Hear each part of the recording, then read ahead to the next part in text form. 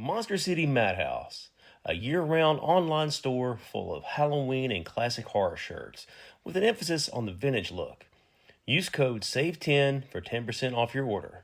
MonsterCityMadhouse.com. Free shipping and financing's available. Welcome back to Southern Ghost Stories. I'm the American Haunt Historian, Alan Searcy. Man, today's episode's a whole lot of fun. I told you guys I found an old hard drive from, 2018, 2019, whenever I first started doing the podcast. And some of these older episodes have been kind of lost to time. I don't think they're available to download, but I've been uploading them every Monday from the Vault episodes. And today's Rutherford County Courthouse in Murfreesboro, Tennessee. And it's one of my favorite stories for all of Middle Tennessee, all of Nashville area. There was a guy who used to climb, they call them steeplejacks. They would climb the courthouses or tall buildings for money. So Rutherford County Courthouse has a ton of history, Civil War, the human fly, the steeplejack who climbed the building. So I hope you guys will enjoy this episode. Also want to mention coming up July 31st through August 2nd, I will be in Knoxville, Tennessee signing books. CreepyCon, the big horror convention in Knoxville, is coming up. Really excited about that. I've been seeing a lot of you guys at the shows I've been doing. So come out to Knoxville July 31st through August 2nd. So here it is, guys. An older show with my lovely former co-host Chelsea talking about the hauntings there in the courthouse in Murfreesboro, Tennessee. Hope you guys enjoy it, and I'll see you guys again tomorrow.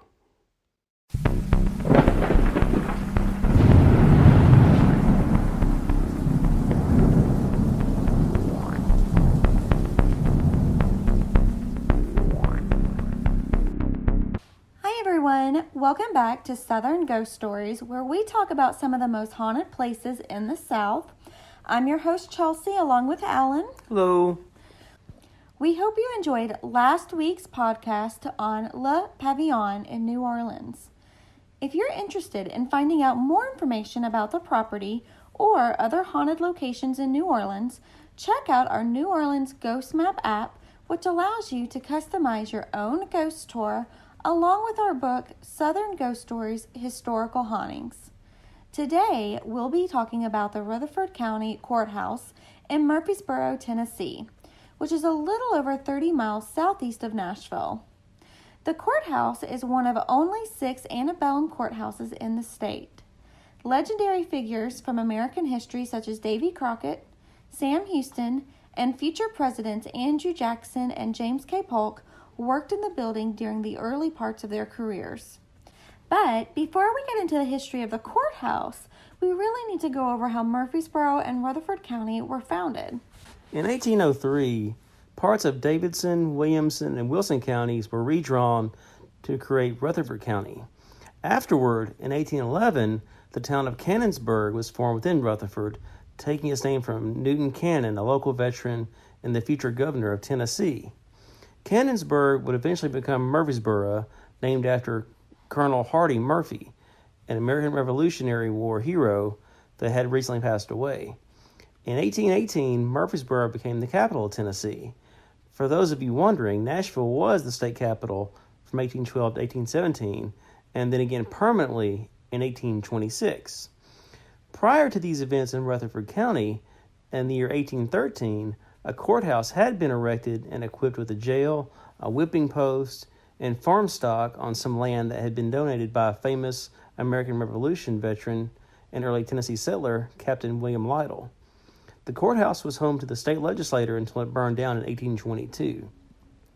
Years later, in 1858, a new courthouse was built. Within 2 years, a bell and clock tower were added. Not but a short time later, in the early years of the Civil War in 1862, the Federal Army stormed into town and seized the courthouse, starting an occupation of Murfreesboro. The courthouse became the headquarters for the Union Army. The clock tower became their lookout. On July 12th of that year, on Nathan Bedford Forrest's 41st birthday, he led a group of Confederate soldiers to the courthouse in a bid to rescue captured soldiers who were scheduled to be hanged the next day. Forrest and his men busted down the courthouse door and set a fire in the building that caused chaos, which Forrest and his men capitalized on, forcing the Union soldiers that were in the building to surrender. The Confederacy camped out on the courthouse lawn until January of 1863, when at the Battle of Stones River, the rebels were defeated again by the Union, who once again reclaimed the courthouse. After the Civil War ended, a third floor was added to the courthouse in the early 20th century to complete its current structure, and despite a tornado hitting the building in 1913, the courthouse escaped with only minor damage. On April 6, 1923, a man calling himself the Human Fly arrived into Murfreesboro. He was accompanied by an assistant who could do tricks on a bicycle. The Human Fly asked for permission to climb the courthouse using only his hands and bare feet. During the age of Harry Houdini, the Human Fly routine and others like it were not that uncommon. Upon showing city officials newspapers that detailed a similar successful climb on a much larger building in Iowa, they reluctantly agreed to the Fly's request. The two men then went around town to raise money for the performance. They came back with $12. Don't sound like a lot, but today that's approximately $175. With 200 spectators gathered around the courthouse that night, the Fly began his ascent up the courthouse. A spotlight from a fire engine highlighted his every move. With purpose and determination, the man quickly began to climb the courthouse, and after approximately 30 minutes, he made it to the top of the tower, where he triumphantly straddled the weather vane as townspeople cheered below. While making his descent, the Fly stopped briefly on the ledge of the courthouse clock. Ever a showman, he decided to climb back to the top for an encore. However, by that point, a light rain had begun to fall, and within a few moments into the second descent, the Fly fell 40 feet below onto the roof of the building. When paramedics finally got to him, they found he had died instantly of a broken neck. After the fall, officials scrambled to learn the identity of the man. However, the Fly used a stage name, and even his assistant, Ray Royce, didn't know who he really was. No one knew the Fly's identity, so city officials decided to have him placed in a glass casket at a funeral parlor across the street. They hoped that someone would claim his body. Eventually, he was identified as James A. Deering. According to legend, he was buried in an unmarked grave in Evergreen Cemetery a few miles away. Around World War II, many interesting events took place in the Murfreesboro town square at the courthouse. For example, the terrain there resembled land in Europe where battles were fought. The military decided to hold drills there as a result, so thousands of soldiers descended upon the town with tanks and other military vehicles. After the war was over, a parade was held in the town square honoring General Douglas MacArthur and his family, all of which were in attendance. Today, the courthouse still serves as the administrative headquarters for the Rutherford County government, and as Murfreesboro grew, the courthouse expanded. 2 wings were added on the north and south, giving the building much-needed office space to keep up with the growth. As one of only 6 antebellum courthouses in the state of Tennessee still serving its original purpose, the courthouse stands as a living place of history.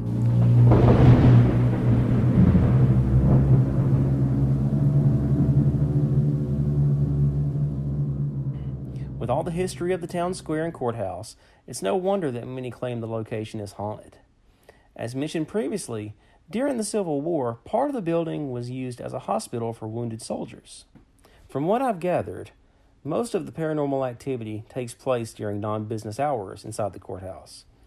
I've talked to people who work inside the building, and they've told me about doors that open and shut on their own really late at night and also early in the morning hours. Those people also spoke of hearing voices and footsteps in the halls when no one else is in the building. Some people who have taken pictures outside the courthouse have noticed strange-looking orbs in them. Locals believe that the ghost of the Human Fly still hangs around the building, still suffering from the tragic fall that ended his life so abruptly. There have been reports of seeing a shadow moving around on the clock of the courthouse late at night. In addition to the courthouse, I know of at least 3 houses on East Main Street, just a few hundred feet away from the courthouse, that are said to be extremely haunted. It's likely that these spirits inside the home are some of the people who perished during the battle when Nathan Bedford Forrest stormed the courthouse and took it from the Union during the Civil War. We hope you enjoyed hearing all about the Rutherford County Courthouse. If you would like to learn more about Murfreesboro, download the Nashville Ghost Map app in iTunes.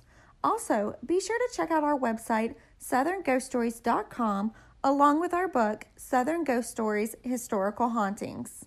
Please feel free to leave a comment or send us a message on our Facebook or Instagram accounts and let us know about any creepy experiences you may have had. Also, please give us some ideas on which location you would like to hear us talk about on future shows. Be sure to subscribe and check back with us next week as we discover the Seelbach Hotel, one of the most haunted places in Louisville, Kentucky. But before we get to the history of the courthouse, we really need to, but that doesn't make any sense. On July 12th of, when I get the giggles, I just can't stop it. It's like, okay.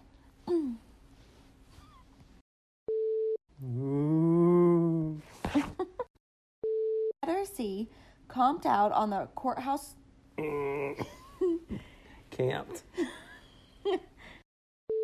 Chicka, chicka, chicka. Remix. Chicka, chicka, chicka. The human fly asked for permission to climb the courthouse using...